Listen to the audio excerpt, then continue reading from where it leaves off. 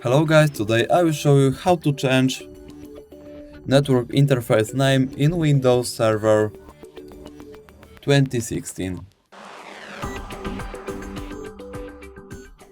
First, click to hidden icons.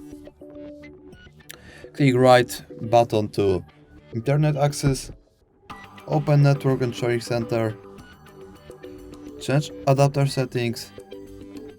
Click right button to Ethernet and rename this according to your preferences.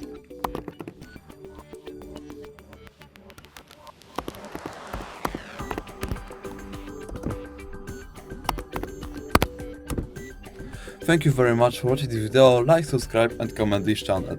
Bye!